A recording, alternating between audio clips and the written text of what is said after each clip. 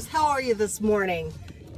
It is about 7:45 and I'm out and about already. I hope that you are ready to face the wonderful day that has presented itself for us.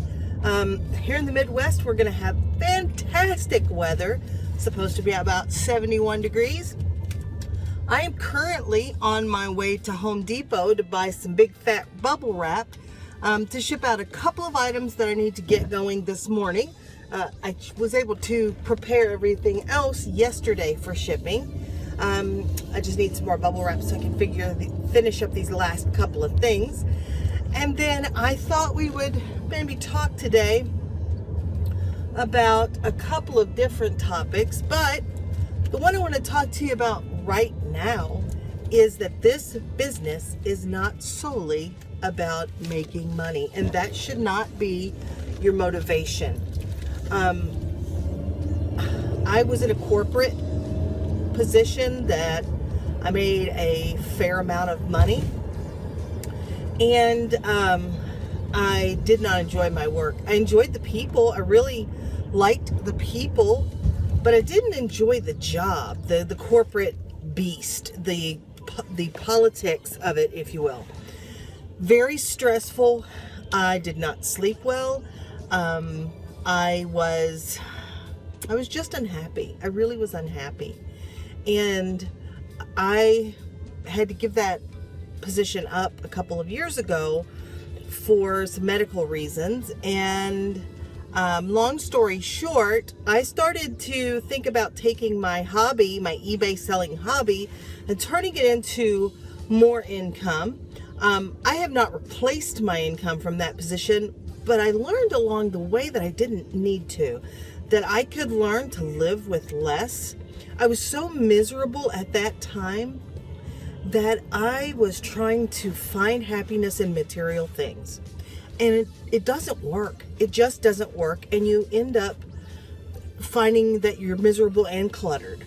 If you look at those show Hoarders, all of that, the premise for that is these are people that have suffered terrible loss or terrible tragic events, and they are trying to soothe their soul with possessions. And when they buy, they feel good. They feel some kind of happiness. And that's what soothing yourself with material items does to you. Eventually, you're just surrounded by and trapped by your possessions. So that being said, eBay is not just a way for me to make money. It's freedom for me. It's a way to pursue something that I love. And I do love shopping. I love to find a bargain. But I can't keep all of those things. And so my outlet is to sell them and to make us some additional money. So don't make it, in the beginning, it may be about the money. You may be living paycheck to paycheck. You may be struggling to pay that light bill. And I say light bill because I'm from the South and that's what we call them, light bills. But you may be struggling to pay that electric bill or that cell phone bill or put food on the table. And so it may strictly be about the money. But this role, this position, this job can give you so much more than that. It can give you peace of mind. It can remove stress, and it can give you some freedom that you didn't think was possible before. My life is radically different than it was 2 years ago. I am so much more happy. I don't take antidepressants anymore. My life is just a lot less stressful. And I find I'm only accountable to myself, which is double-edged actually. But I have to make the goals and then I have to meet the goals. And that is a wonderful problem to have. So I will get back with you later. We'll talk about some other things, but just wanted to share that with you. Don't make this all about the money. Ooh, something real quick I wanted to share with you. I just got a reminder on my phone that I need to pick up bubble wrap, which I just told you I need to pick up bubble wrap, but actually I needed to pick up bubble wrap from someone that was giving me bubble wrap. So there's an app, I don't know if I shared this tip with you before, but there's an app called Nextdoor, and I think maybe I did. And basically, it's an app where you can talk to people that live in your community, like your neighborhood, and you can talk about, you know, local crime. You can talk about who would you recommend to do this. I mean, it's a way to connect with people in your neighborhood that you might normally connect with. So a couple of weeks ago, I posted on Nextdoor that I would be willing to pick up bubble wrap boxes, you know, packing material, shrink wrap, whatever, that folks might be willing to just leave on their porch for me. So, you know, it's twofold. It helps me because I don't have to buy that material, which I can't get free somewhere else. And I'm completely lost in this neighborhood, just so you know. And it recycles something that would probably just go in the garbage. And people don't want to throw that stuff away. They seem to hold on to it, thinking that maybe they'll find somebody that wants it. You know, they just don't want to toss out what is perfectly good bubble wrap or boxes or packing materials. I've gotten peanuts before. People have given me peanuts. And so I just picked up, sorry about that camera, just picked up a garbage bag full of big bubble wrap. And I think it's enough to do what I need to do as far as packing the items that I have right now. So I'm not gonna go to Home Depot today and spend $20 to get a roll of bubble wrap. I'm gonna use what I just was given. So I still probably will have to buy some in the next couple of days, but not today. So I just wanted to share that with you. That's an opportunity to do a public service, and because it's people in your community, the people that I've picked up from have all been like less than 10 minutes from where I live. So I'm able to just run over there. It's usually, I'm in that area anyway, and run over there and pick that stuff up, and boom, free packing materials. And lately I've had some issue with not being able to get priority materials, priority mail, boxes and bubble mailers to me in a timely fashion. So I actually went out this morning and did a little dumpster dive, and I've got some boxes back there that I was able to get from the dumpster, and I do not typically do that. I don't recommend it that you do that before checking with your local law enforcement to make sure that it's legal in your community.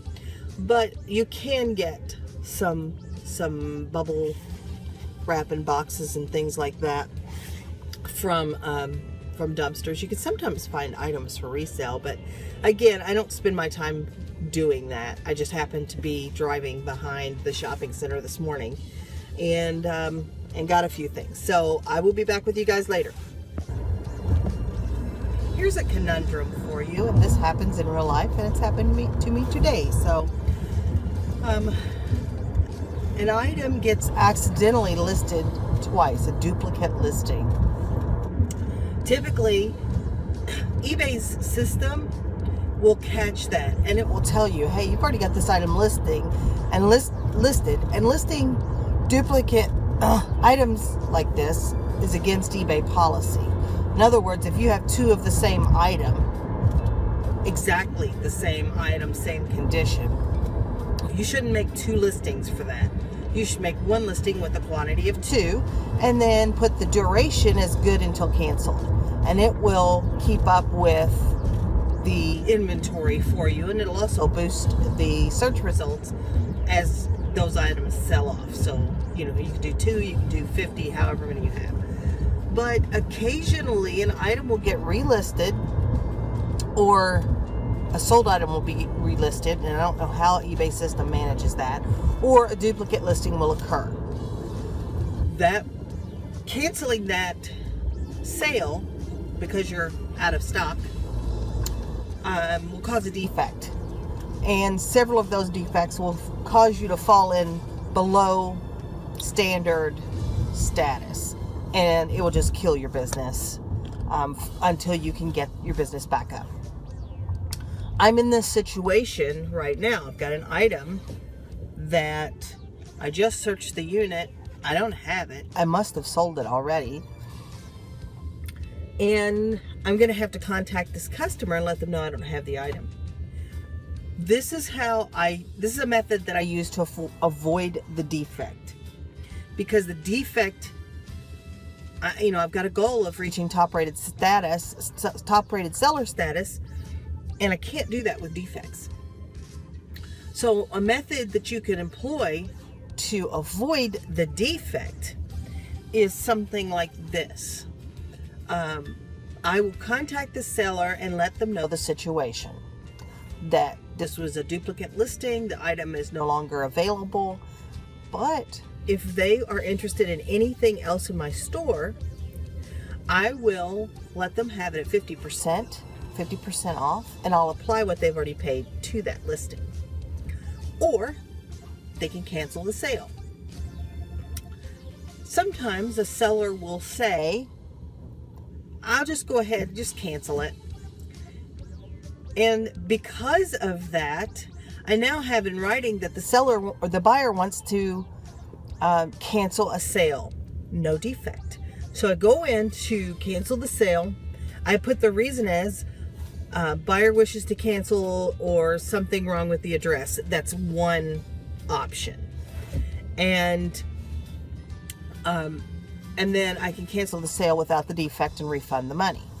Occasionally they go the other way, and I've had this happen where particularly because this happens occasionally if I drop something while I'm trying to ship it and damage it. I will say, I just broke this item. Is there something else you're interested in my store? And sometimes they will take me up on the offer and get a higher priced item at a better value. So that is a method that I use to avoid defects. It is not against policy to do that. It's probably good customer service because at least the buyer was able to make the decision as to whether they wanted to cancel the sale or whether they want a different item. So I'm going to contact this buyer as soon as I get home and let them know the situation and see what they want to do.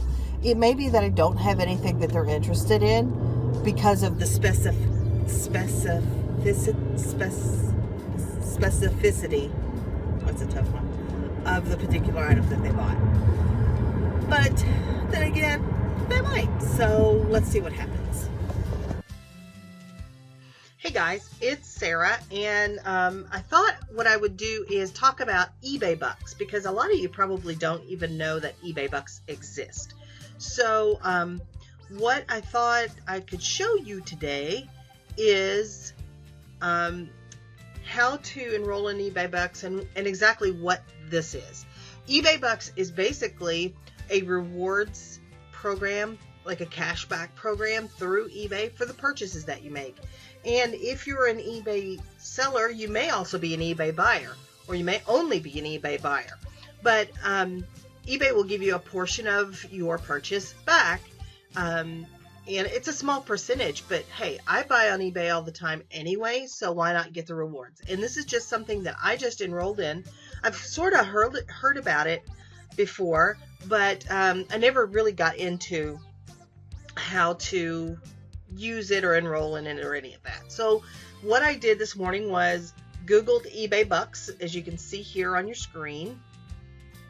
And I came down to this, Pages eBay Rewards Program. I clicked on that, and it took me to this page. So it talks about the terms and conditions and what your qualifying spend is, what qualifies to get the cash back, and all of this. So these rewards are paid quarterly, and it's basically a coupon or a certificate that you can apply to a purchase.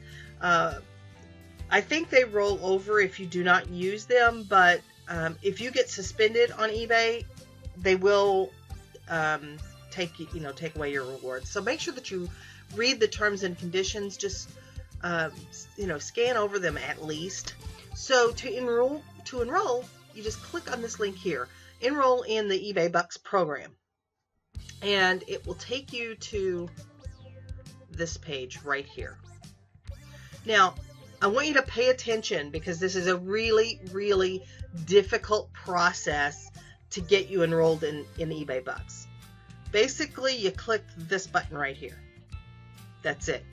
Click this button right here that says sign up. As long as you're logged in, clicking this button, you'll get this screen. Hey, thanks, you're all set. You are now enrolled in eBay Bucks. And on some of the pages that I've seen where people have them, the eBay Bucks logo will pop up like right at the top of the screen and tell you what your current number of rewards, how many rewards you have is, how many dollars worth of cash back you have. So yeah, just thought I'd bring you that. Why not get some cash back, particularly if you use a cashback credit card for your purchases or anything like that. Why not get as much cash back on those purchases as you can? It's probably 1% for eBay purchases. I did not go into that because I don't care, because I shop on eBay anyway. But yeah, I thought I'd show you that little tip. Enroll in eBay Bucks and get some money back whenever you spend money. Thanks for watching. It's gonna be hard for you to see, but my neighbor's little boy is riding his bike on my patio. He's so adorable. And he keeps looking in the door to see if he can see me. So I'm gonna go to the door and wave at him.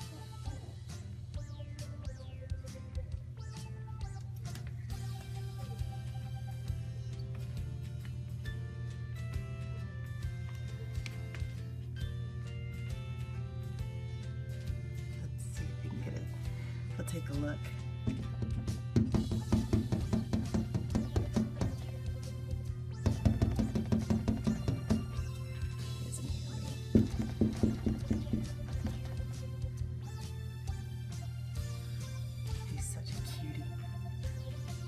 Cool stuff about working from home.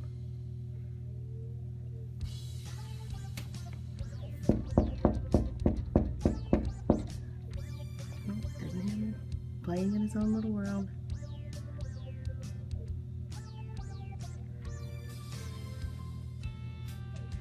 If you can hear the little girl crying, it's his sister.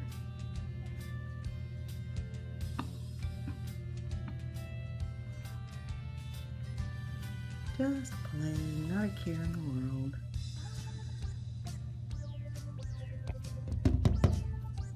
Nope, still didn't see me. He